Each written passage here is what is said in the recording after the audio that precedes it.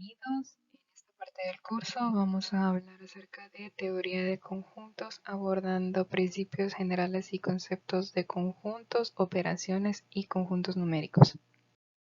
Para comenzar, hablemos sobre definiciones. Un conjunto es una colección bien definida de objetos, ya sea concretos o abstractos, a los cuales se les da el nombre de elementos de un conjunto. Es decir, que todo conjunto debe estar bien definido y está compuesto por elementos.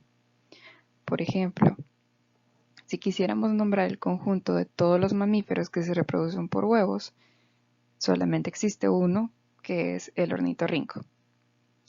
Si habláramos del conjunto de las vocales, son 5 vocales: A, E, I, O y U. También todo conjunto posee cardinalidad. La cardinalidad es el número de elementos diferentes que pertenecen a un conjunto. Si se diera el caso de un conjunto que tuviera elementos que se repiten, estos no se toman en cuenta al momento de la cardinalidad. Retomando los ejemplos anteriores, dado que solamente hay un mamífero que se reproduce por huevos, la cardinalidad es de 1. Pero tomemos uno diferente. ¿Qué pasa si dijéramos que el conjunto va a estar conformado por las letras de la palabra elemento? Elemento, como vemos, la letra E se va a repetir varias veces adentro del conjunto. Pero la cardinalidad únicamente va a tomar en cuenta los elementos diferentes. Por lo tanto, la cardinalidad sería de 6. 1, 2, 3, 4, 5 y 6. Ahora hablemos un poco acerca de los tipos de conjuntos dependiendo de la cardinalidad. Voy a ilustrarlo primero con la parte teórica y ejemplos cotidianos, y también voy a usar una referencia un poco más didáctica que vamos a hablar de bolsas. Entonces, el conjunto vacío no tiene ningún elemento, por lo tanto su cardinalidad es 0.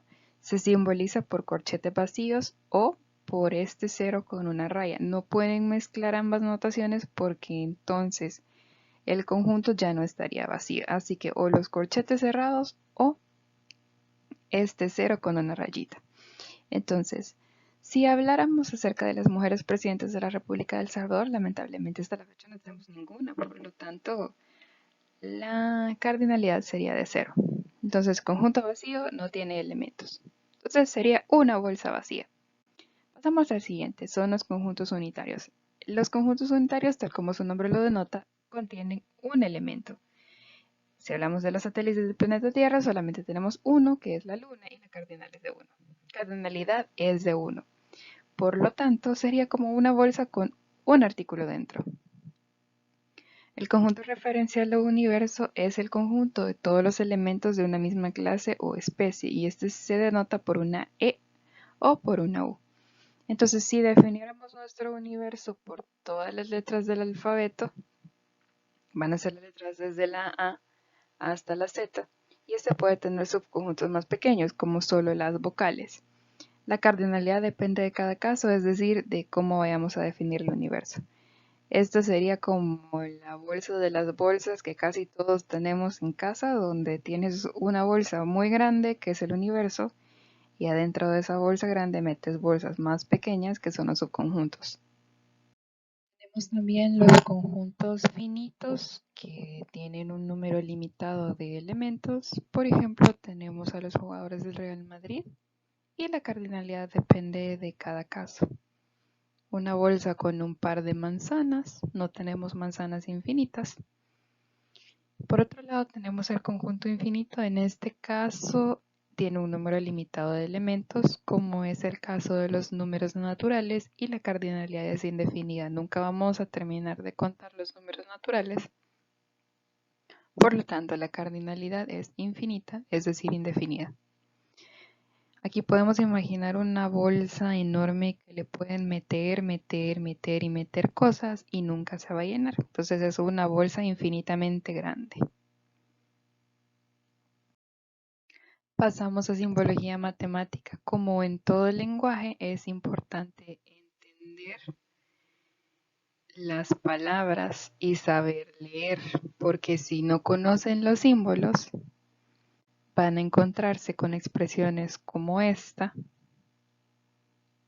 y no van a entender ni qué les quieren explicar ni qué les quieren preguntar en un ejercicio.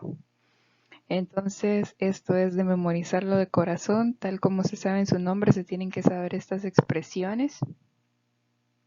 Y ya con esto podemos hacer como un diccionario de qué es lo que me quieren decir con esta notación. Entonces, si fuéramos a hacer una traducción, esto es, el conjunto A está compuesto por todos los elementos que cumplen la condición X tal que la división X sobre A sea mayor a 0, siendo A diferente a 0. Ejemplos de elementos de este conjunto, ¿se les ocurre alguna? ¿Tiene infinitos o finitos elementos? Tiene elementos infinitos, porque números mayores que 0 nunca vamos a terminar de escribirlos. Y ejemplos de elementos de este conjunto, si A puede ser cualquier elemento diferente de 0, digamos que A fuera 2 y que X fuera 1. Entonces, un medio, pues un medio es mayor que 0, es 0.5. Por lo tanto, sí pertenece a este conjunto.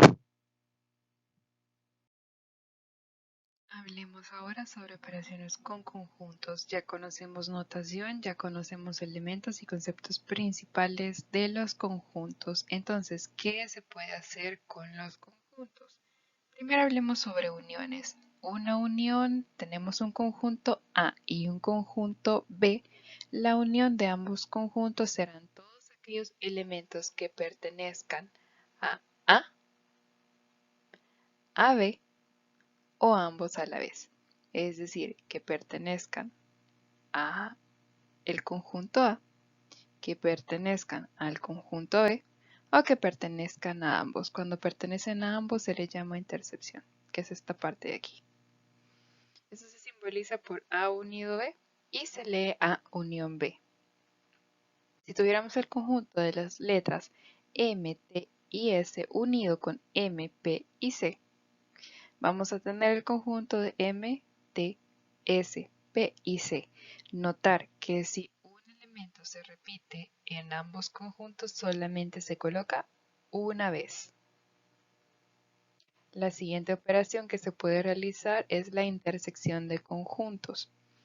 La intersección siempre vamos a trabajar con los conjuntos A y B. Son todos aquellos elementos que pertenecen a A y a B al mismo tiempo. Los elementos de A, los elementos de B y los elementos que pertenecen a ambos al mismo tiempo. Y mantenemos el ejemplo de M, T y S y el conjunto M, P y C. Como mencionaba anteriormente, el único elemento que tienen en común es la M. Por lo tanto, la intercepción será la M. Importante notar, como mencionaba anteriormente, la simbología A unido con B es una U hacia arriba. A interceptado B es una U invertida. En cuanto a operaciones con conjuntos, seguimos con diferencia de conjuntos. La diferencia de conjuntos es el conjunto de todos los elementos de un conjunto que no pertenecen al otro. Es decir, todos aquellos elementos de A, todo esto es A, que no pertenecen a B. Entonces es este espacio marcado en amarillo más oscuro y se representa como A menos B. O si tuviéramos otros conjuntos denominados F y G, serían F menos G. Entonces son todos los elementos que no están en el que están en el primer conjunto, pero que no están en el segundo conjunto. Regresando a simbología, esto es la diferencia de conjunto A y B. Eso es aquel en el que X tal que X pertenezca al conjunto A y X no exista en el conjunto B. Si ahora tenemos como ejemplo un conjunto A que va desde el 1 al 4 y un conjunto B que va conteniendo el 2, 4, 6 y 8, la diferencia entre A y B, es decir, los elementos que conforman A pero que no están en B, son el 1 y el 3, dado que el 2 y el 4 aparecen en B. Complementos. Si ahora tomamos en cuenta que existe el conjunto universo, es decir, todos los elementos que pertenecen a una categoría, si ahora definiéramos un subconjunto que es el conjunto A, que es un subconjunto de todo el universo, se denominará el complemento de A, todo el conjunto de los elementos del universo que no pertenezcan al conjunto A. Y esto se representa como A con un apóstrofe. Entonces, repitiendo porque esto puede ser un poco complicado de entender, el complemento del conjunto A va a ser todos aquellos elementos que pertenezcan al universo, pero que no sean parte de A. Partiendo de esta definición, entonces sabemos que lo que es A más el complemento de A va a formar todo el universo. Que si quisiéramos hacer el complemento de A interceptado con A, es decir, lo que es con lo que no es, llegaríamos a un conjunto vacío. Y si habláramos acerca de el complemento del complemento, llegaríamos a que es el mismo conjunto A. Porque si tenemos que este es el complemento de A, todo lo que no sea el complemento de A va a ser A. Pasamos entonces a la parte de ejercicios. Vamos a trabajar con estos dos ejercicios y tenemos en ambos un conjunto universo que tiene un conjunto A y un conjunto B. Y nos están preguntando cuál es la región sombreada en las gráficas valiéndonos de operaciones de conjuntos. Entonces el primero es este que parece un robotito. Tenemos el universo, conjunto A y conjunto B. A primera vista, esto parece ser que el conjunto sombreado va a ser todo aquello que conforme el universo, pero que no sea ni parte de A ni parte de B. Entonces, si hacemos esta notación de conjuntos, podemos colocarlo como los elementos de A unidos a los elementos de B. El complemento de esa unión va a ser la región sombreada en color gris. De nuevo, el complemento de la unión de los elementos de A y los elementos de B. Entonces, si visualmente hiciéramos esto es como de la región del universo, recortar A y recortar B. Pasemos al siguiente ejercicio. En este caso, tenemos el conjunto A, que el conjunto A tiene que estar todo, pero en el universo parece que B no está contemplado. Entonces, esto lo podemos expresar de dos maneras. La primera es el conjunto A unido con el complemento de B, que si nos fijamos el complemento de B sería este halo del universo. Y como todos los elementos de A pertenecen a B, podemos utilizar esta expresión. También una expresión equivalente sería todos los elementos de A unidos a la diferencia de conjuntos de U y B, es decir, todos los elementos que están en el universo, pero que no están en B. ¿Por qué tomé estos ejemplos? Más adelante en el curso vamos a comenzar a hablar de cálculo de áreas con figuras geométricas. Y algo muy útil adentro de los conjuntos es aprender esta lógica de áreas. Entonces, si esto se pasara a un ejercicio de áreas y se pidiera calcular el área sombreada, tomemos el robotito, la lógica a aplicar sería el área U se va a calcular, bueno, el área sombreada se va a calcular como el área de U menos la suma de las áreas de A y las áreas de B, es decir, la U menos A más B. Y si se fijan, esta lógica de cómo armar esta ecuación se parece mucho a cómo irnos a esta notación. Lo mismo aplica para este ejercicio. Otras operaciones que se pueden hacer con conjuntos. Primero, los pares ordenados, esto es, son parejas de elementos, se interesan cuando el orden en que se menciona es importante. Es decir, si tenemos un conjunto A y un conjunto B y comenzamos a unir partes de A y partes de B, van a formar pares. Por lo tanto, A como AB va a ser diferente de B como A, porque aquí lo fundamental es el orden. Eso se va a ver más adelante cuando estemos hablando del plano cartesiano. Y siempre dentro de este ambiente de los pares ordenados tenemos el producto cartesiano, que es el producto cruz de dos conjuntos dado A y B. Son todos aquellos pares ordenados cuyos antecedentes pertenecen a A y cuyos consecuentes pertenecen a B. Escribe A por B. Entonces, por ejemplo, si tuviéramos un conjunto A que tiene los elementos 2, 3, 4 y 5 y B elementos 1 y 2, A cruz B formaría los pares ordenados de 2,1, 2,2, 3,1, 3,2, 4,1, 4,2, 5,1, 5,2. Esto se va a ver más adelante cuando estemos hablando ya de plano cartesiano. Pasamos entonces a un tipo especial de conjunto. Estos conjuntos se llaman conjuntos numéricos. Vamos a utilizar mucho este diagrama que aparece en la parte derecha de la filmina. Y el diagrama y la explicación van a estar orientados para ir desde afuera hacia adentro. El primer tipo de conjunto que tenemos son los números reales. Los números reales son todos aquellos números que puedan representarse mediante un punto en la recta numérica. Luego vamos con los irracionales, es este grupo de acá. Se representan por una i. Son todos aquellos números que no pueden ser representados como una fracción, tal es el caso de las raíces, los números irracionales como pi es un número irracional.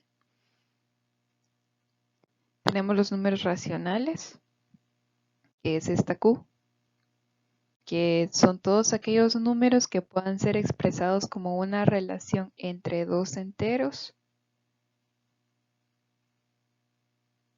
Tenemos los enteros que están representados por una z, que son todos los números positivos, los negativos y el cero. Y por último tenemos los números naturales, que es esta n que está aquí, que son todos aquellos números que se utilizan para contar, es decir, todos los positivos mayores o iguales a 1.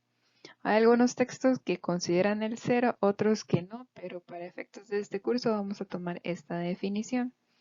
Entonces, basado en este diagrama de Venn, todos los números irracionales, racionales, enteros y naturales son números reales. Todos los números naturales y enteros son racionales. Todos los naturales son enteros, pero los irracionales no son racionales. Entonces, puntos importantes a recordar de este diagrama son la clasificación de los números. Esto también memorizarlo de corazón porque les va a servir mucho más adelante en el curso. Y aprender a diferenciar cuáles números pertenecen a qué conjunto. Principalmente vamos a trabajar con números enteros en este curso y números racionales, más que todo. Y racionales también, pero en menor medida.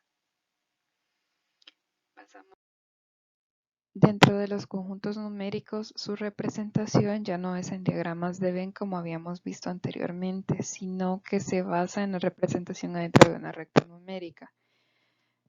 ¿Qué es importante saber de los conjuntos numéricos? Un conjunto numérico va a estar limitado por el número con el que inicia y el número con el que finaliza.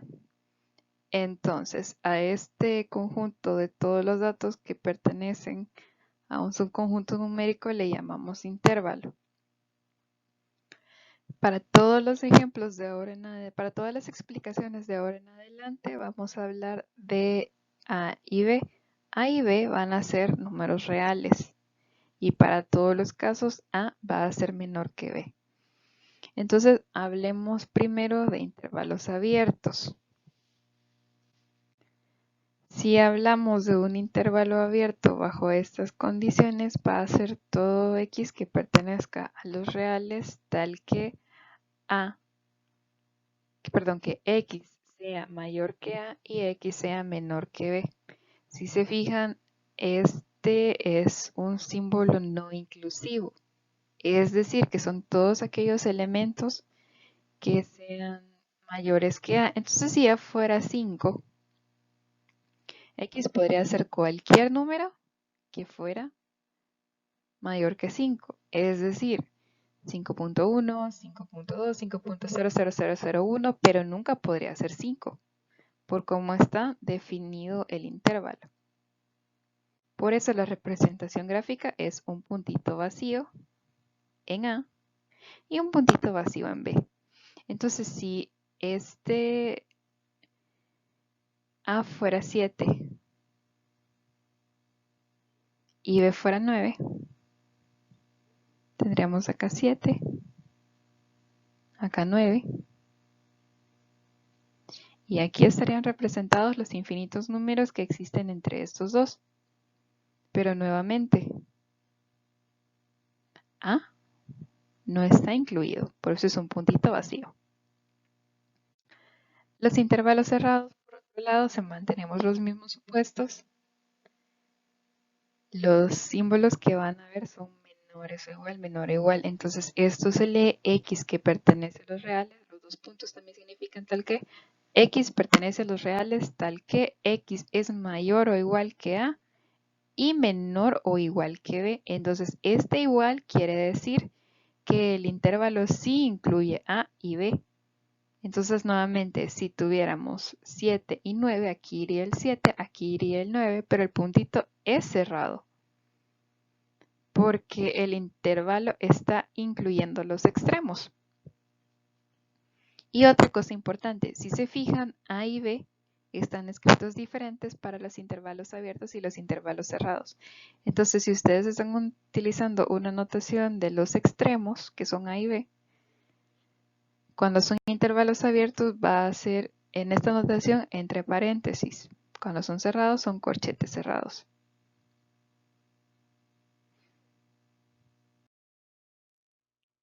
Pero los intervalos también se pueden combinar. Entonces, ¿qué pasa cuando está definido de un lado que incluye el número y del otro lado que no lo incluye? Estos son intervalos cerrados y abiertos. Entonces mantenemos nuestro ejemplo de A y B. Tenemos un intervalo en el que x pertenece a los reales, x es mayor o igual que a y x es menor que b. Entonces tenemos aquí nuevamente 7, tenemos aquí 9. Entonces x está entre los valores de 7 y 9, incluyendo el 7, entonces es puntito cerrado. Y es menor que 9, pero no incluye el 9, entonces es puntito vacío. Y este intervalo representa todos aquellos infinitos números que se encuentran entre estos dos extremos.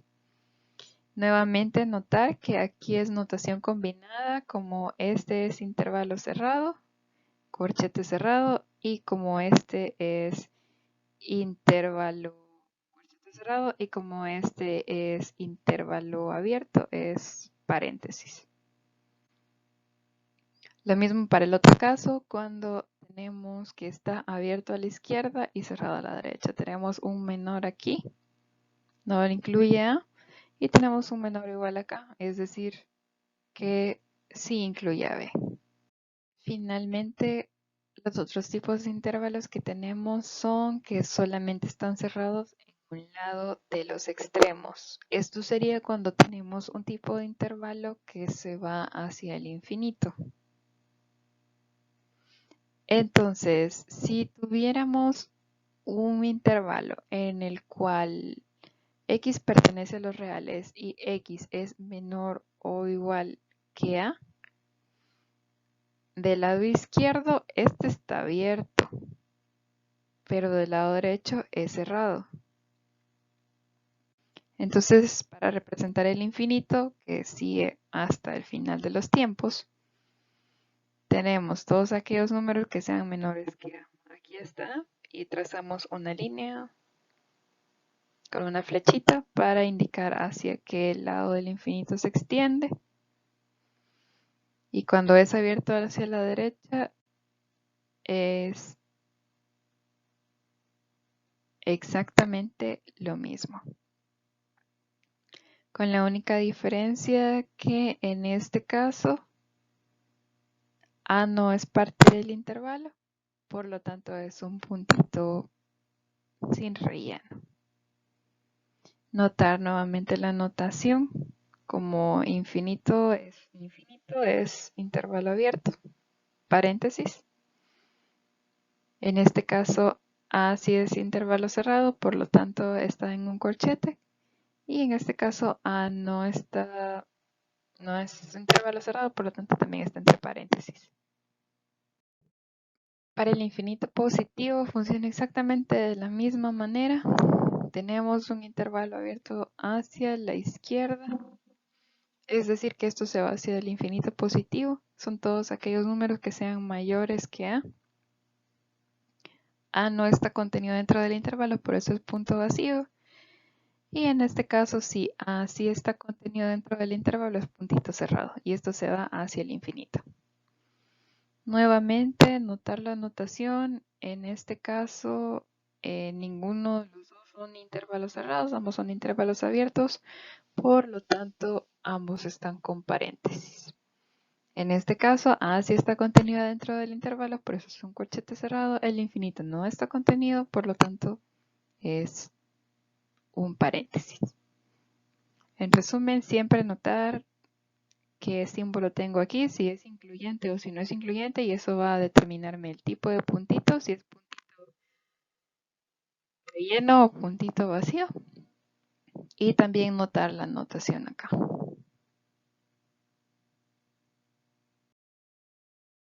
Un breve resumen de la notación. Tenemos símbolos para intervalos abiertos. Si estamos sobre la gráfica es un círculo vacío.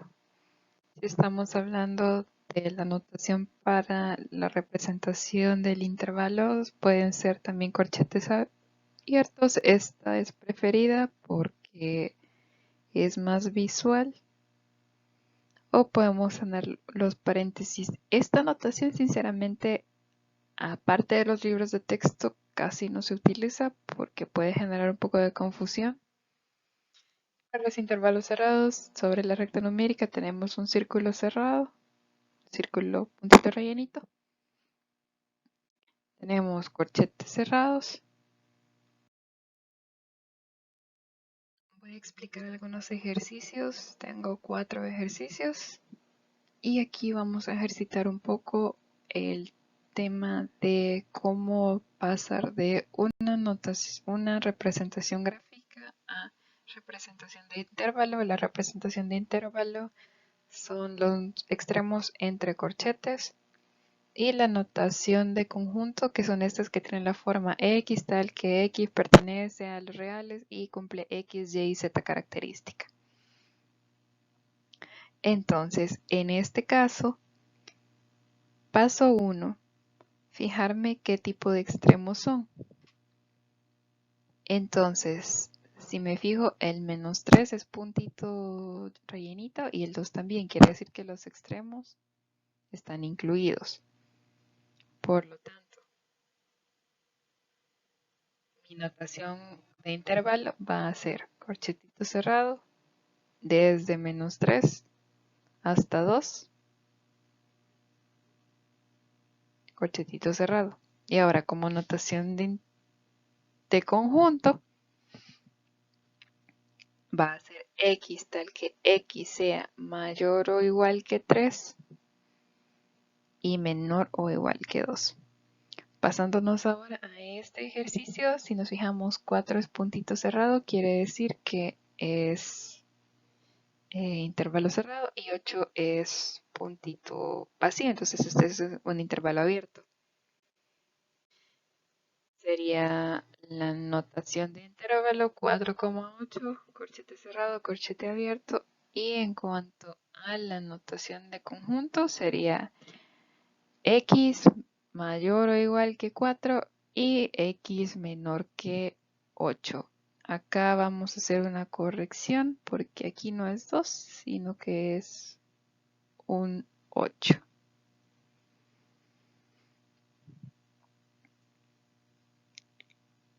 Y luego tenemos escriba si es posible como intervalo o unión de intervalos los siguientes conjuntos de números reales. Entonces tenemos el conjunto A donde x tal que x es mayor a 5 pero menor que 9. Entonces nuevamente como notación de intervalo, como este es únicamente mayor que, tenemos extremo abierto. Como este es menor que extremo abierto. De este lado, como es cerrado, corchetito cerrado, acá también es cerrado, corchete cerrado. Tenemos otros dos ejercicios, dos conjuntos, uno que va desde el menos infinito hasta el 6 y otro que va del 0 hasta el 8 y nos piden la intercepción de estos dos conjuntos. Si nos ponemos a analizar cuáles elementos tienen en común, nos damos cuenta que es un nuevo conjunto que es desde el 6 hasta el 8. Como 6 era extremo cerrado, este 6 también es extremo cerrado, 8 es extremo abierto, se mantiene como extremo abierto. Veámoslo en la recta numérica. Acá estaría el 6, puntito cerrado. Y acá estaría el 8 puntito abierto. Entonces con esto completamos lo que el ejercicio nos está pidiendo. Vámonos a otro que ya se puede ver un poco más como los ejercicios de la prueba. Tenemos tres conjuntos. El conjunto A que es x tal que x es mayor o igual a menos 4. Es decir, un intervalo cerrado. Siguiente, x tal que x es mayor que menos 1 y menor o igual que 4 de un lado abierto, del otro lado cerrado, y c es menor que 5 de un lado, bueno, solamente tenemos un lado en este caso que es abierto. Entonces voy a explicar el primer literal, ustedes pueden realizar el b y el c. Acá vamos a hacer una corrección, esto es b y esto es c. En la presentación subida en Moodle ya va a estar corregido eso. Entonces sabemos que el conjunto B es este y el conjunto C es este. Me piden la unión de ambos. Si se les dificulta verlo a nivel de notación, pueden dibujarlo en una recta. Entonces eso es lo que vamos a hacer ahorita. Tenemos una recta donde graficamos los extremos. Menos 1 abierto porque es abierto. Y 4 puntitos cerrados porque es cerrado. Vamos a graficar el siguiente. Acá es todos aquellos que sean menores que 5. 5 está después de 4 en la recta numérica. Por lo tanto está por aquí. Entonces si queremos B unido con C, es decir, todos los elementos de B que también estén en C. Entonces si nos fijamos, es toda esta parte de aquí.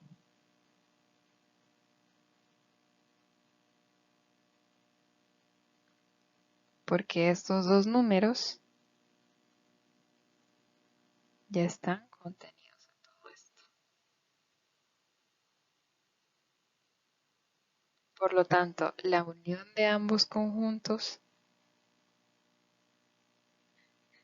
va a ser desde el menos infinito hasta el 5. 5 mantenemos como corchete abierto, puntito abierto.